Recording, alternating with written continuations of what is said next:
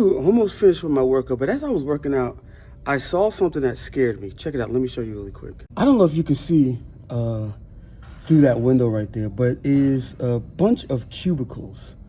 And as I was, working out, I looked over. I was like, wow, this is the reason why, one of the reasons why, like, I am so passionate about entrepreneurship, because I want to avoid going into those cubicles as much as possible. And I haven't sat in a cubicle in probably over 15, 20 years.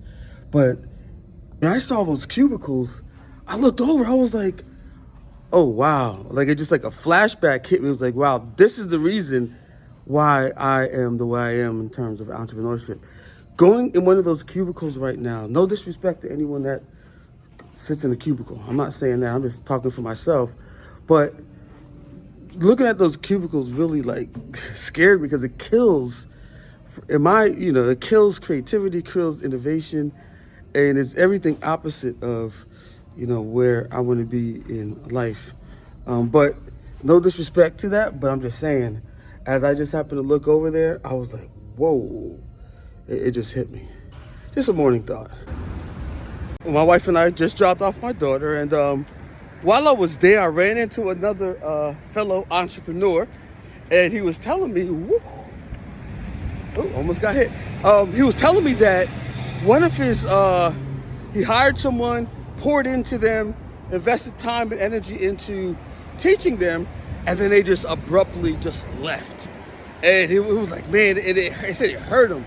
And I was like, yeah, man, I've been through it. Like, it happens when, you spend so much time, you invest, and then all out of nowhere, that person leaves. But one of the things I was telling him, and this is, somewhat spiritual, a spiritual principle, is I said, well, what you have to, the key thing that you have to do is you want the recovery time, the distance between, that feeling and recovering fully so that you're back to normal, so you can continue, is the grace of recovery. And basically what I was saying to him was, you have to pre-forgive your coworkers, your partners, your customers, because people are people. People are going to be people. So for me, I have to forgive in advance of any human error, because it's going to happen. And I can't afford to be harboring and holding on to things as I'm going through, the phase. And I called it, and like I was saying earlier, I was telling him, this is the grace of recovery. You have to be able to recover fast once you get hit, because you're going to get hit so many times. As I was explaining to him, like last year, and even some of this year's, like I've been just going through so much business-wise, and I had to learn how to build that skill to recover pretty fast. And the key was really being able to forgive, my partners or employees or anybody before, anything even happens. So that you get to the point where when you get hit, you can just go on, you can move faster, and continue in the grace of entrepreneurship. So that you can continue to move forward. I know on social media and online, the way entrepreneurship is romanticized publicly, the reality is that there's probably more dark times. There's probably more times where you don't even know how. Like I spoke to speaking to one now, I spoke to another one yesterday. It was like, it's almost, you have to be delusional to put yourself in these positions until things start really, really working. And even that, it's one thing to, create the success, but it's another thing to keep it. It's probably even more harder to maintain the success, because it's very challenging every single day. The volatility of the market and all these things, you have to build the strength and the endurance to be able to withstand, all the trials that's going to come your way. And that's one of the things that, I want to ask you. If you're in this position, if you're in this boat, feel free to reach out to me. Any type of, if you're in the entrepreneurial world, any type of support, even little support, being able to, talk to somebody or talk through something, having that support is important. It's really important. So my email address is in the description. So if that's you're going through a tough one, if I can lend some words of encouragement, I may need some words of encouragement. So keep that in mind. So speaking of support, I have a meeting coming up with an M&A professional, really discussing about building networks. And one of the things that our conversation is going to be about is the confusion that is around like building a network in specifically the M&A space, which is really tight knit. And it's one of those things if like you're not really pulled into it, if you don't know what M&A is, mergers and acquisition, people that actually buy businesses or buy majority or minority stakes in businesses, and that's found in like private equity specifically. So I have a call. He's from Australia, and But after maybe I'm gonna talk through this with you. I've really been thinking about starting how can I say it without sounding cliche? Starting conversations with more and more of these type of professionals, either micro private equity and micro private equity. I'm going to give you a little. Micro private equity is any type of organization that's buying companies they're managing companies under $50 million. So $50 million, they're buying companies. They're buying smaller companies, not like the big private equity firms, but just the micro, and not even mid-market. Mid-market is like they're doing like 100 million and plus, but micro anywhere between 5 million, 25 million, in that range, and they're managing companies in that range. So I'm thinking about really like starting conversations with these individuals that I meet online, and just having conversations with them, and just A, for mutual learning, and B, bringing you into, if you're interested in learning like the inner workings of how this all works, because forever, access to this type of business transaction has been pretty much hidden. And one of the things I've really been thinking since I've been doing this vlog is really been thinking about how do we humanize, to a degree, this industry? Because my thesis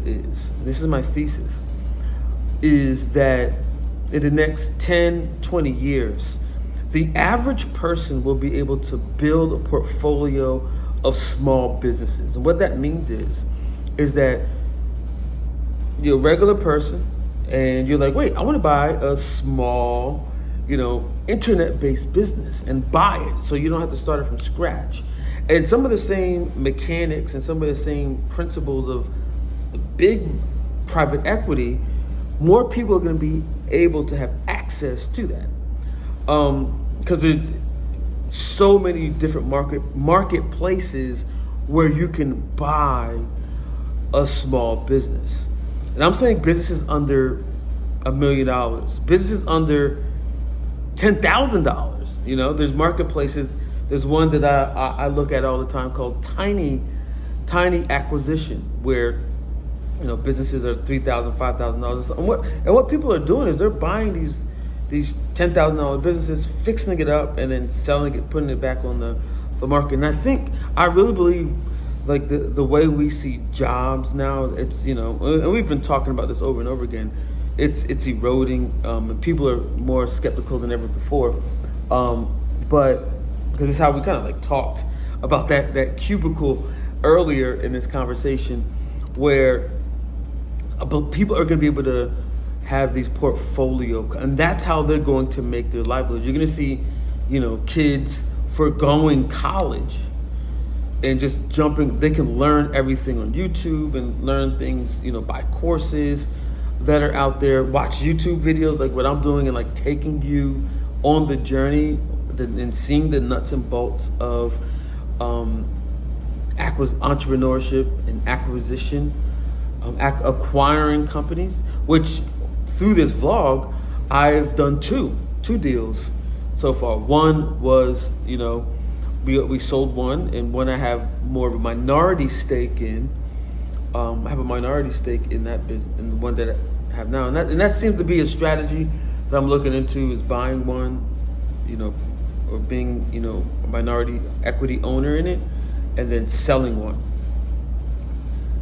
That seems to be something I'm thinking through. But back to the original conversation, is there are M&A professionals or professional acquisition entrepreneurs that are out there that I want to learn from, and I think it would be valuable to you as well if you're interested in this path. Because like I said, my thesis is, what I'm betting on is more and more people are going to be able to have these small portfolio of businesses that they're going to, live from, that they're going to get cash flow from, income from. So yeah, so I'm about to jump. I'm doing some preparation now, and I'm gonna jump on this call. But I'm going to actually show you what I'm working on here, because I think it might be a benefit to you. Yeah. Yeah, my background, just to let you know, like kind of like how this all intersected. So I worked for the Wall Street Journal for about 10 years. Yep. So that was like the beginning stages of me understanding about private equity, mergers and acquisitions. But at the time, it just seemed so distant of me participating in these things.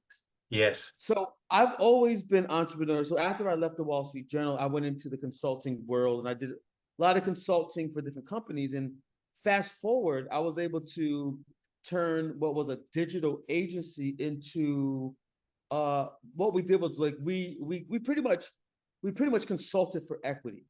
Okay. Yeah. So what we did was, as a digital agency, we would charge 50% off of our standard services, and then we would get an equity stake in the company for sprints. Nice. So if they were building a mobile application, we would do a sprint. So we say, from this time to this time, we'll get 0.023 equity, and we would do that to, we would cap off at about 3%. Okay. So that was like my introduction into this idea of like consulting for equity.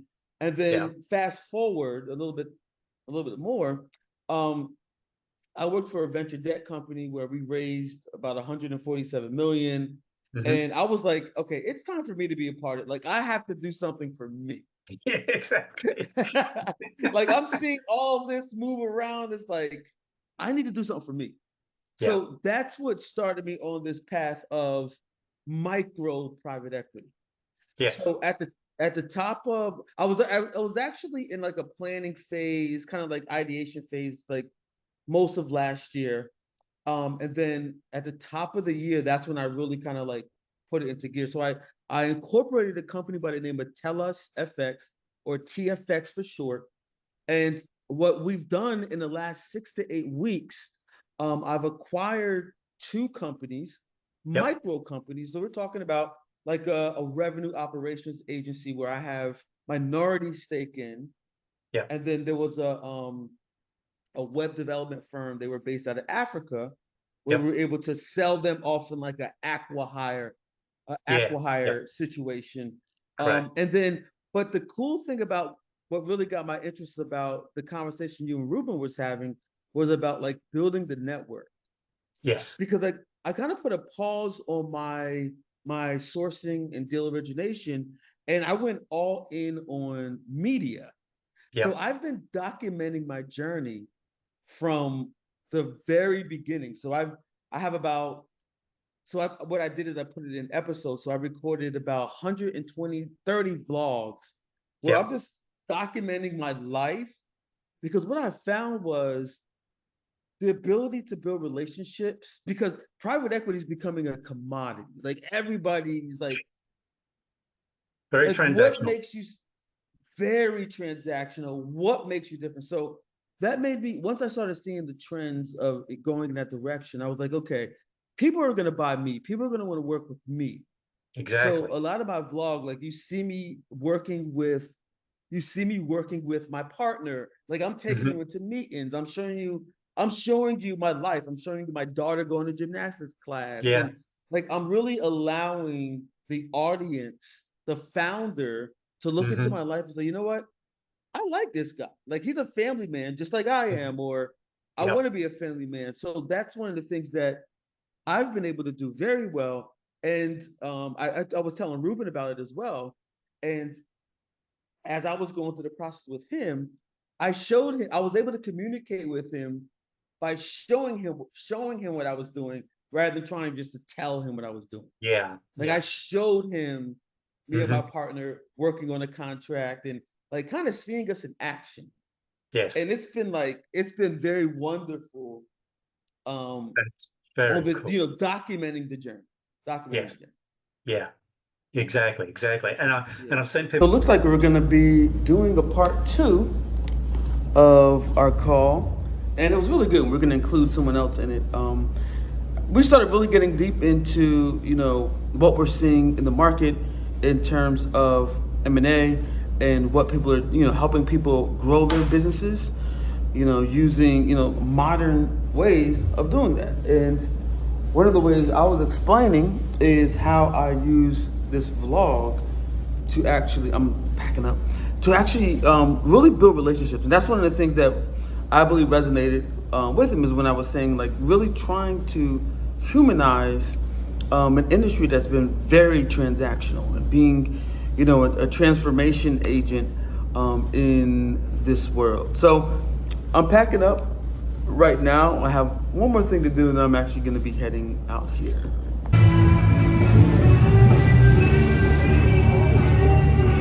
The mastermind is a very powerful concept when 2 or 3 people come together and just brainstorm, or even dialogue about some of the struggles and challenges that they're facing. What happens is you create this atmosphere of super intelligence that you all have access to. It may not be described like that, but that's how I see it. But it's always a good time to get other people that are on your same wavelength together to access that. And that's one of the things I got out of that call as well. But anyway, with that said, I'm out. Yeah, I'm heading home for the day. If you made it this far in the video, you know what to do. Peace.